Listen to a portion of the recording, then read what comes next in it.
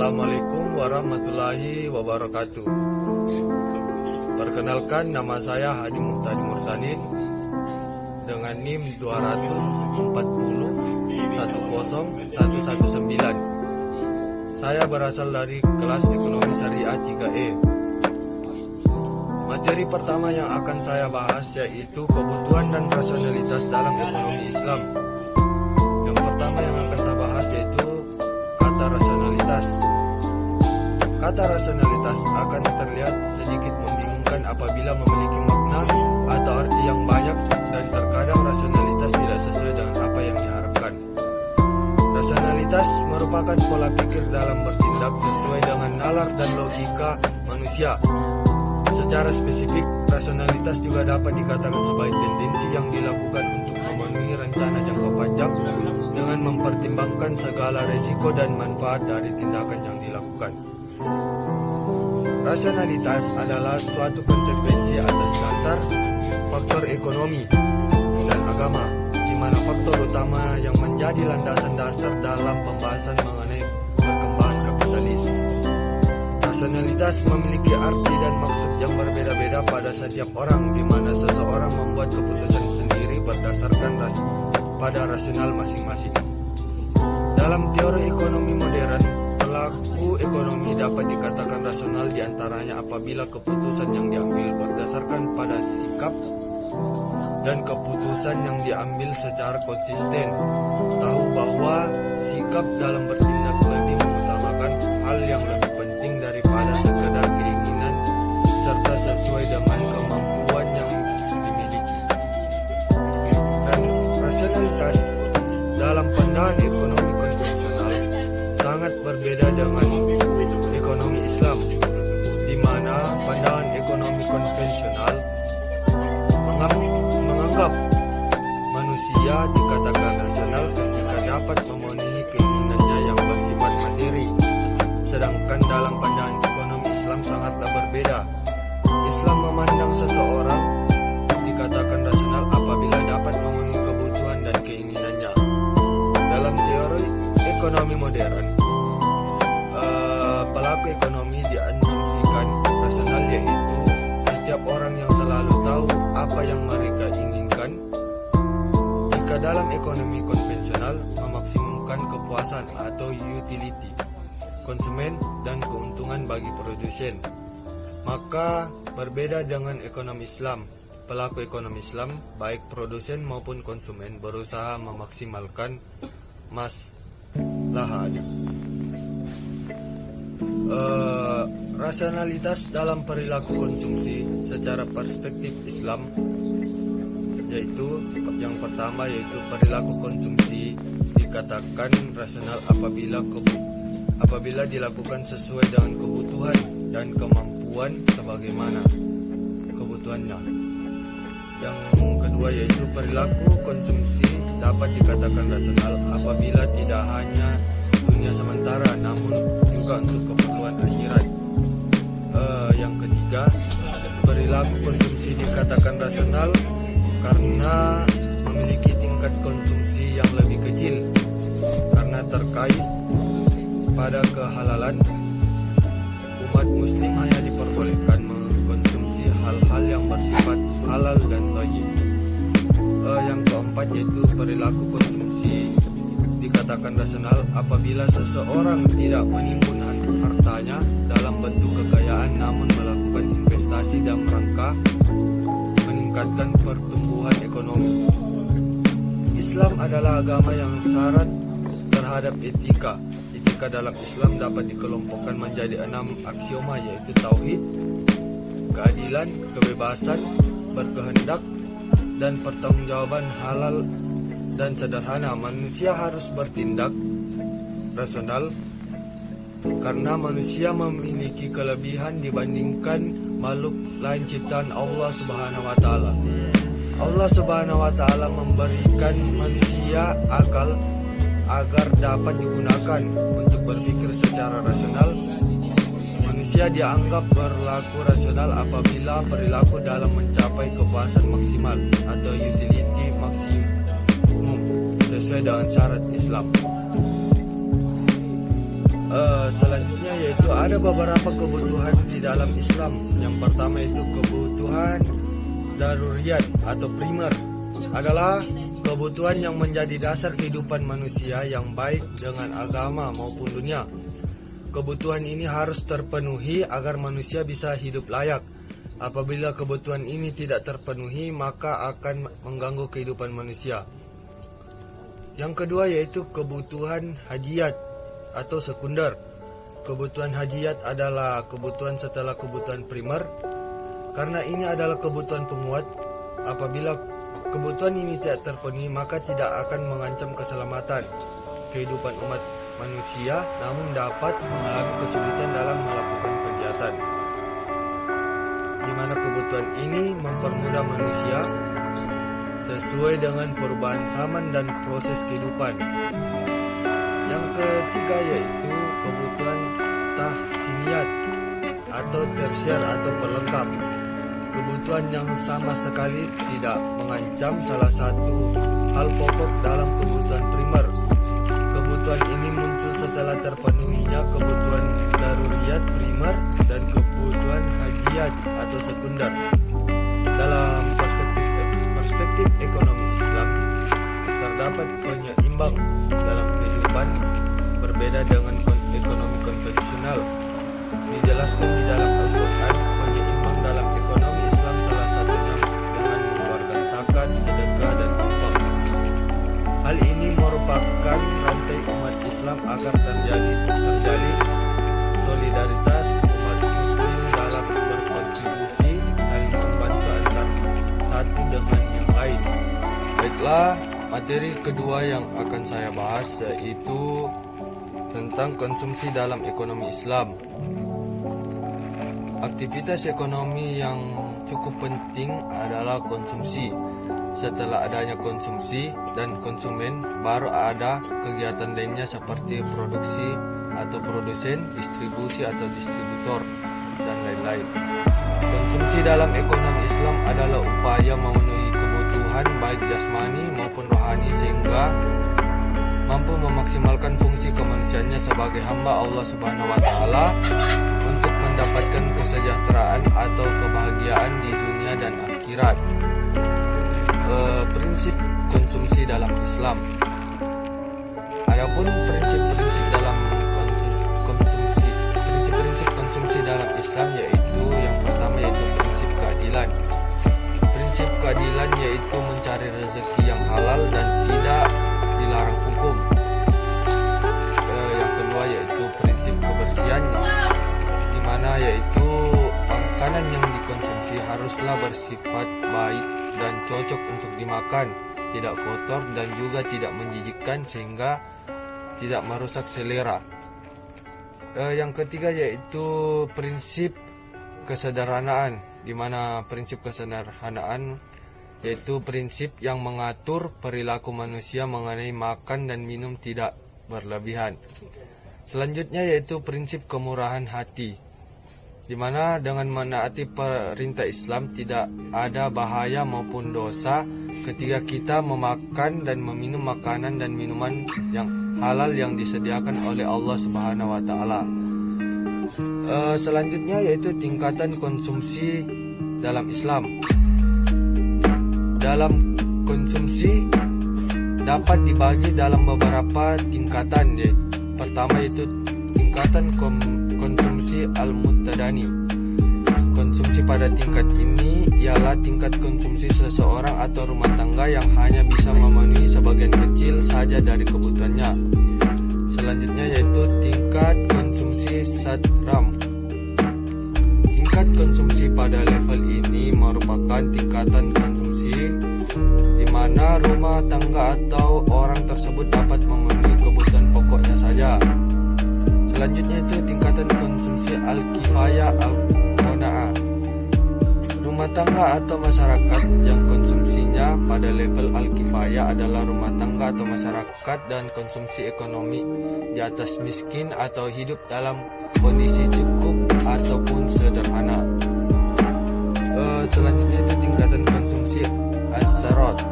Tingkatan pada level ini merupakan tingkatan konsumsi yang cenderung berlebihan dan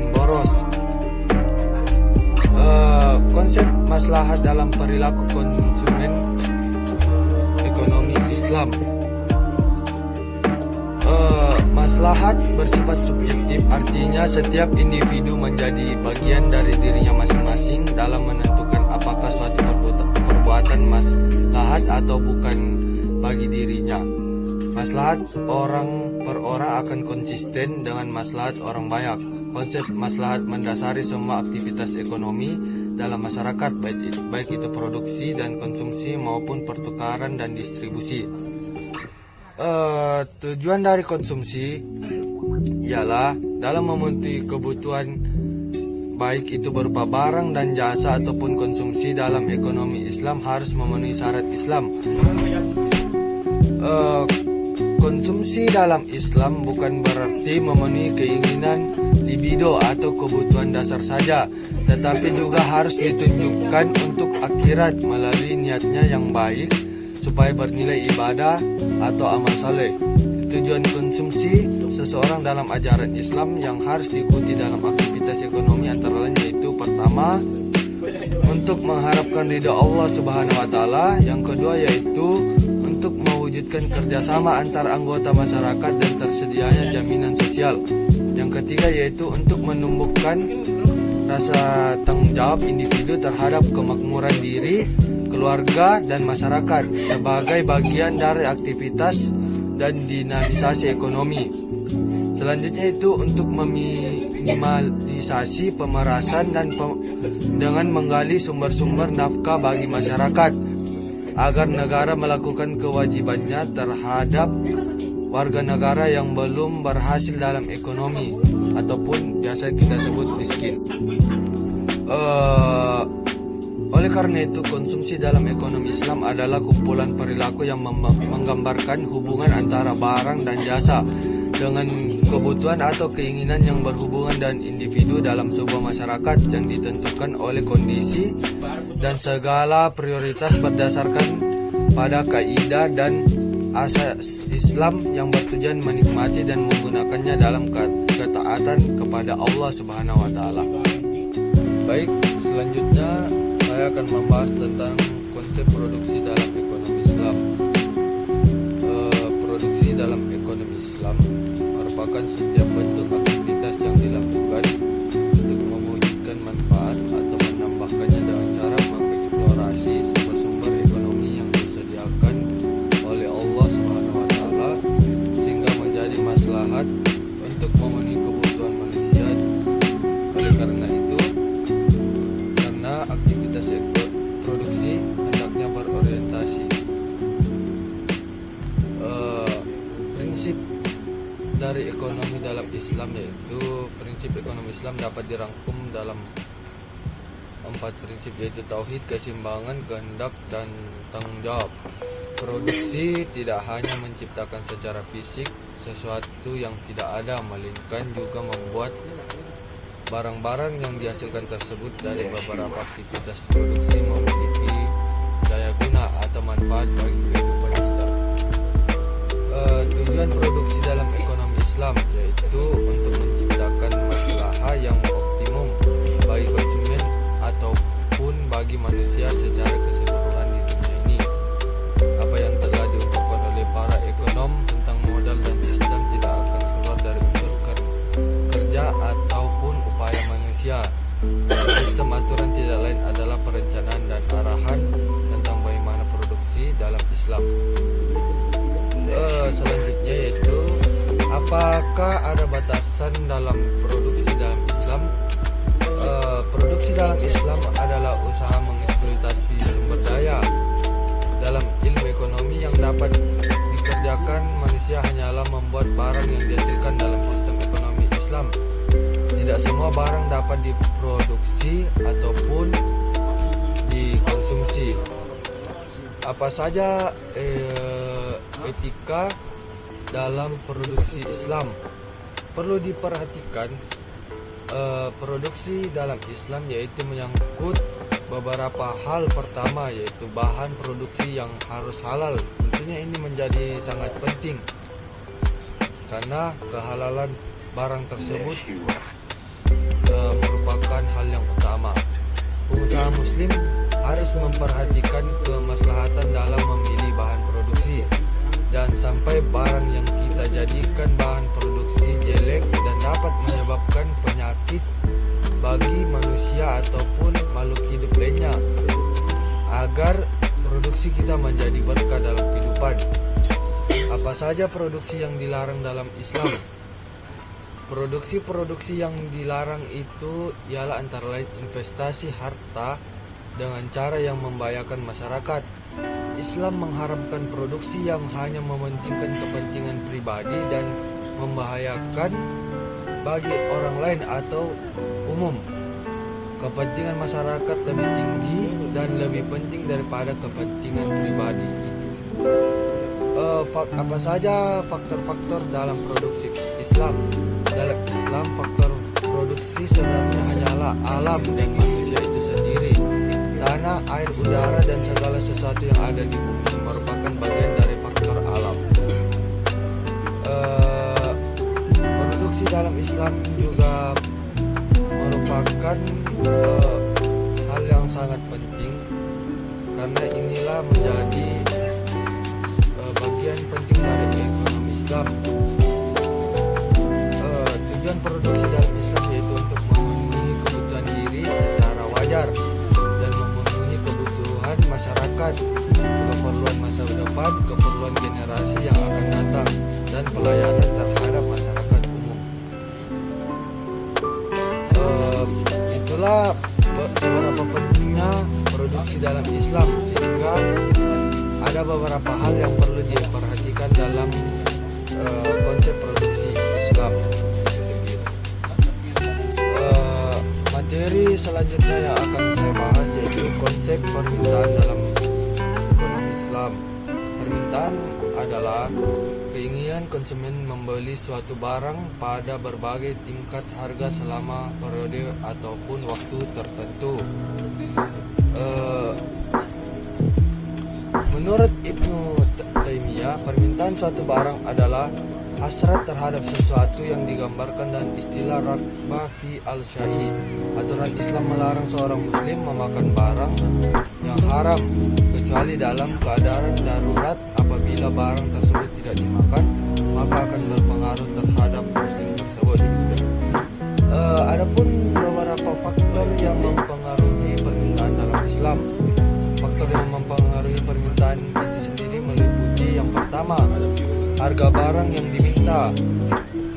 Yang kedua yaitu tingkat pendapatan. Yang ketiga yaitu jumlah penduduk. Yang keempat adalah harga barang lain atau substitusi. Yang kelima yaitu pendapatan rumah tangga dan pendapatan rata-rata masyarakat. Yang keenam corak distribusi pendapatan dalam masyarakat. Yang ketujuh yaitu cita rasa masyarakat. Selanjutnya yaitu bagaimana tujuan permintaan dalam ekonomi Islam. Tujuan permintaan dalam Islam yaitu untuk mendapatkan kesejahteraan atau kemenangan akhirat atau fakah, sebagai turunan dari keyakinan bahwa ada kehidupan yang abadi setelah kematian, yaitu kehidupan akhirat, sehingga anggaran yang ada harus disisihkan sebagai bekal untuk kehidupan di akhirat. Adapun hukum permintaan yaitu teori yang menjelaskan interaksi antara penjual dan pembeli untuk suatu sumber daya. Hukum permintaan tersebut menjelaskan hubungan keterkaitan antara harga suatu barang atau jasa, ketersediaan dan jumlah orang yang membeli. Permintaan atau demand dan kata lain, semakin tinggi harga semakin rendah jumlah produk yang diminta. Jumlah barang yang dibeli konsumen dan harga lebih tinggi akan turun ketika harga barang naik. Itulah konsep permintaan dalam Islam. Sekian dari saya ucapkan terima kasih. Wabillahi taufiq wal hidayah. Wassalamualaikum warahmatullahi wabarakatuh.